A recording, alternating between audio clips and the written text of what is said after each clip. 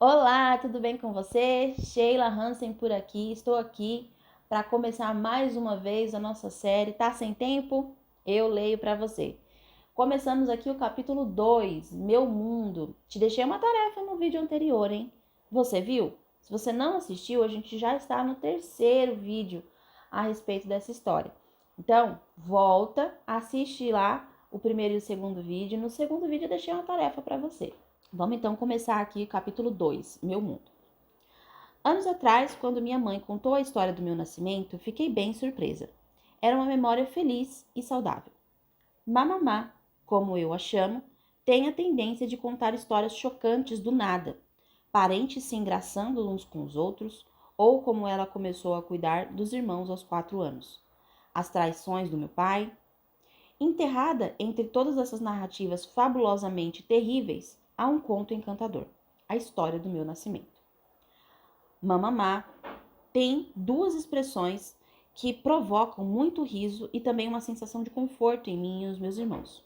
Uma é má, uma forma afetuosa de nos chamar, os filhos dela. A outra é e coisa e tal. Ela sempre inclui essa expressão nas frases. Com seu sotaque da Carolina do Sul, ela dizia: Vala, quando você nasceu e coisa e tal, todos os teus tios e tias e coisa e tal, todo mundo estava lá. Eles estavam bebendo, dançando e coisa e tal, esperando por você. A senhorita Clara Johnson estava atrasada e coisa e tal. Então sua avó fez o parto. Estava todo mundo feliz. Quando ela me contou essa história pela primeira vez, deixei que um longo instante de silêncio se instalasse no final. Fiquei esperando por uma reviravolta. Fiquei esperando por uma interjeição. Algo que tenha interferido na beleza do momento. Mas aquela virada terrível nunca veio. Era uma história de família linda e comum, centrada na minha chegada à terra dos vivos. Para o meu espanto, a história do meu nascimento não me confundiu, nem trouxe dor ou incômodo ao âmago do meu ser. Era apenas uma história de amor e vida. Gente, sabe quando você tá passando por um momento muito bom na sua vida, que tá tudo dando certo, e aí você pensa assim: alguma coisa errada vai acontecer. Não é possível que tá tudo bem na minha vida. Vai dar ruim em algum momento. Já sentiu isso? Pois é. Pessoas que tiveram uma vida muito sofrida, com muito problema, com muito trauma, sempre estão esperando pelo pior. Sempre estão esperando pelo pior. E é o que acontece aqui com a Viola, né? Ela sempre achava que a vida dela sempre foi tão difícil, né? Que ao ouvir essa história, ela esperava que o nascimento tinha sido algo difícil também. Alguma coisa para estragar a história dela. Mas não foi o que aconteceu, né?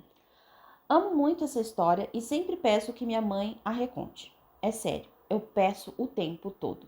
E toda vez que ela conta, adiciona um detalhe maravilhoso: que comeu um sanduíche de sardinha, cebola, tomate e mostarda logo depois de dar à luz. Uma combinação nojenta, eu sei, mas ela explica: foi o melhor sanduíche que comi na vida. Ela me deu o nome de Viola em homenagem à minha tia-avó por parte de pai. Nasci no dia 11 de agosto de 1965 em St. Matthews, Carolina do Sul, a quinta de 6 filhos, na casa dos meus avós maternos, na Plantation Singleton. Vamos ver se eu falei certo essa palavra aqui, mas tudo bem. E sim, era e ainda é um sistema colonial agrícola de plantação. Não uma fazenda.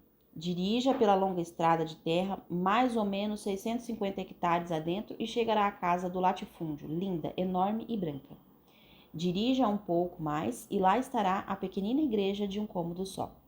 E caso se aventure mais um pouco, chegará aos degraus das casas dos meeiros, banheiros e chuveiros externos em um poço. Quero abrir aqui um parênteses para falar um pouquinho sobre este parágrafo. Ela diz que ela recebeu um nome em homenagem a uma tia-avó, e eu queria saber de você. E aí, você recebeu um nome por causa de alguma homenagem? O seu nome tem alguma história?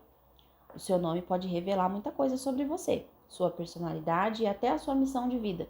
Talvez você nunca tenha parado para pensar sobre isso. Quem foi que deu o seu nome? Existe uma história por trás? Existe uma homenagem feita a alguém? É importante de ver. Depois, ela fala aqui sobre a chegada dos filhos, né? Ela chegou da quinta vez. São 6 filhos, ela é a quinta. Você já sabe dizer, por ordem de nascimento, sendo a quinta filha, por exemplo, a lealdade a quem ela teria? Se era a mãe ou ao pai? Se você sabe, coloca aqui nos comentários que eu quero saber. Meus avós maternos, Mosel e Henry Logan, assim como os outros meeiros, tinham uma casa de um cômodo só, com uma grande lareira.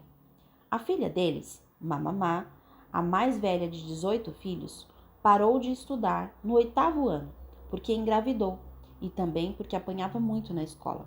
E com isso quero dizer que ela era espancada até ficar com feridas abertas e sangrar. Opa! Opa!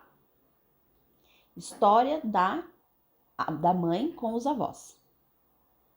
Pesquisa sistêmica. Ela sabia exatamente o que tinha acontecido com a mãe dela, sabia os motivos da mãe dela parar de ir para a escola e, coincidentemente, a filha, né, a mãe, aliás, parou de ir para a escola porque apanhava muito, muito mais do que ela descreveu até agora que apanhava na escola, né? Mas tinha também problemas com bullying. Interessante isso. O que será que a mãe sentiu quando a filha contou para ela que aqueles meninos queriam matar ela na escola? Que tipo de lembranças a mãe deve ter trazido à mente ouvindo a filha contando a respeito daquilo? Será que essas histórias que ela viveu influenciou no conselho que ela deu para Viola? Interessante, hein? Minha avó e minha tia tiveram que ir à escola confrontar a professora, que também era negra, mas com pele mais clara, e sofria com um problema muito comum chamado colorismo. Ela punia minha mãe por ser retinta, do interior, caipira e por ter cabelo duro.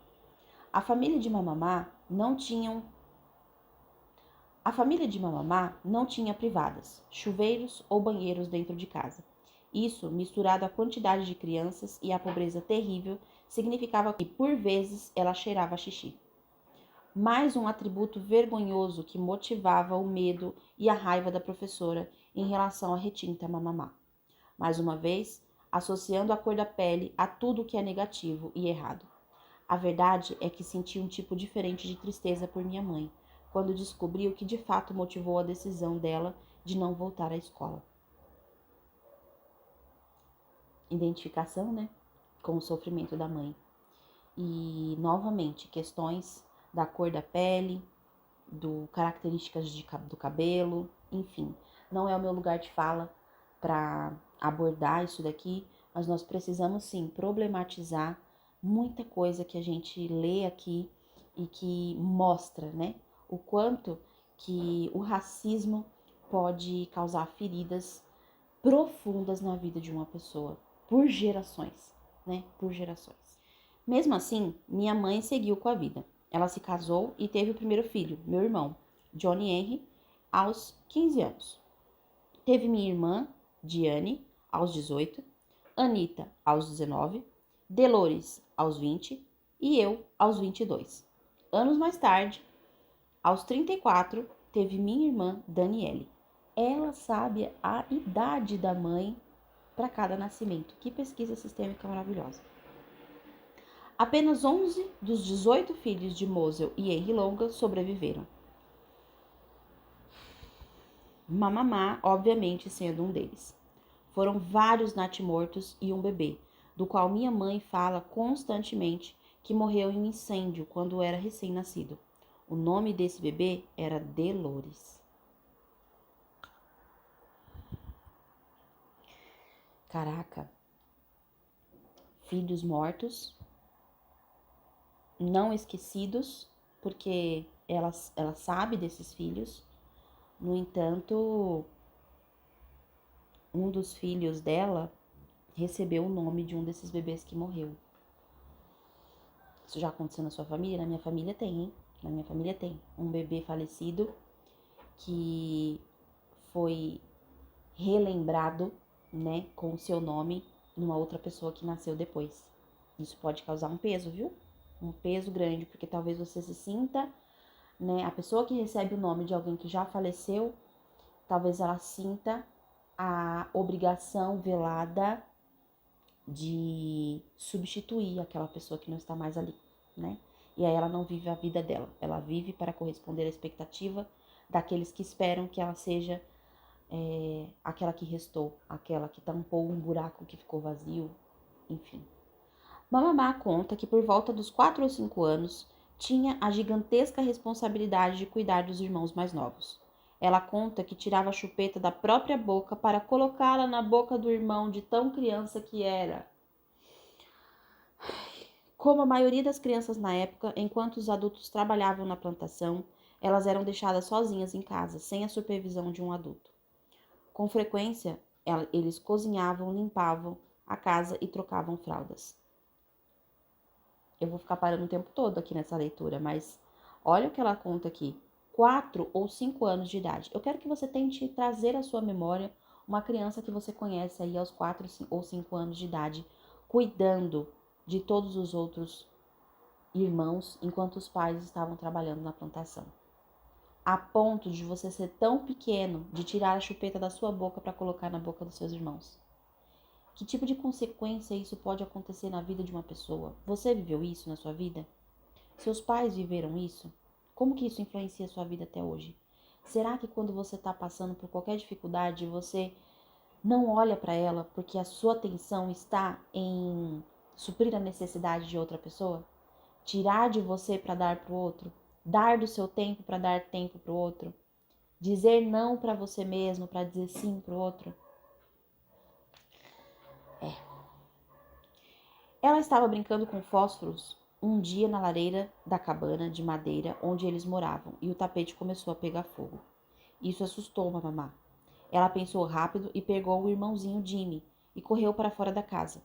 Conforme a casa era consumida pelo fogo, ela não conseguiu voltar para pegar a irmãzinha, que estava no quarto dos fundos. Quando Dolores foi encontrada, estava perfeita e lindamente intacta, mas morrera por inalar a fumaça. Ela era uma bebê linda, parecia uma boneca, contava Mamamá. Infelizmente, ela levou a culpa pela morte da bebê e foi espancada pelo pai e pela mãe. Minha mãe diz que até hoje tem problemas em um dos braços por causa disso. Meu Deus do céu! Uma criança cuidando de outra criança. Uma criança levando a culpa pela morte de uma outra criança. Afinal, você que estava responsável por cuidar dessa criança. Quanta coisa eu recebo aqui no consultório com os meus clientes. Pessoas que se culpam por causa de tragédias, desastres, abusos que aconteceram com seus irmãos enquanto estavam sob sua responsabilidade. Só que eles não tinham maturidade, né, para entender a respeito disso. Estava ontem, inclusive, assistindo uma série com meu marido e a série dizia que o cérebro ele só está completamente formado depois dos 21 anos, né? Se não me engano, foi essa idade. E antes disso, todas as suas decisões e as coisas que você faz na sua vida não tem um grau de maturidade, porque o seu cérebro nem está pronto ainda para isso. Tanto que você assume muito mais risco quando você é mais jovem, porque você ainda não tem a visão completa das coisas. O que dirá uma criança de 4 ou 5 anos que precisava sair de uma casa pegando fogo e salvar todos os irmãos?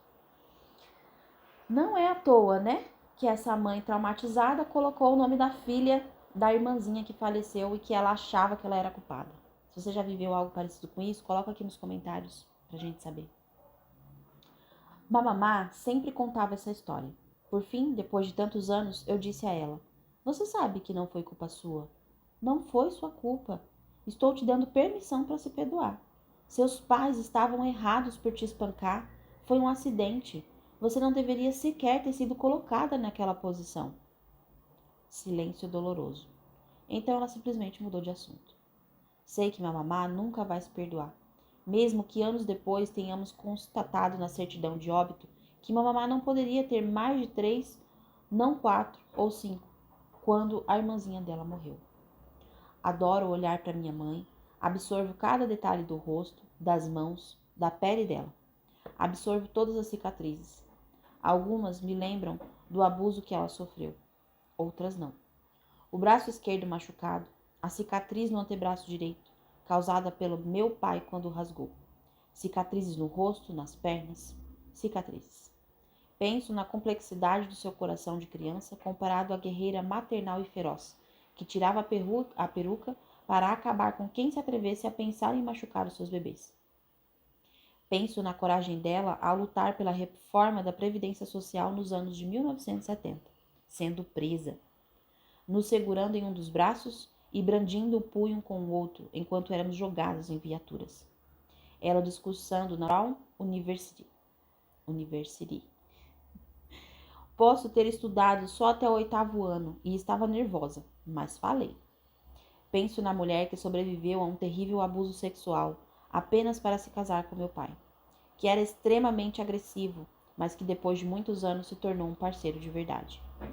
Tudo isso me vem em mente quando olho para um dos maiores amores da minha vida, minha mãe, e a ouço recontar as mesmas histórias. Como é que você olha aí para sua mãe, hein? Você sabe da história que a sua mãe viveu? A Viola sabe. Tudo que aconteceu na vida da mãe dela, hein? Desde bebezinha. Você sabe pelo que a sua mãe passou? Talvez não justifique algumas coisas que ela fez com você, mas talvez explique algumas reações e comportamentos que ela tenha tido.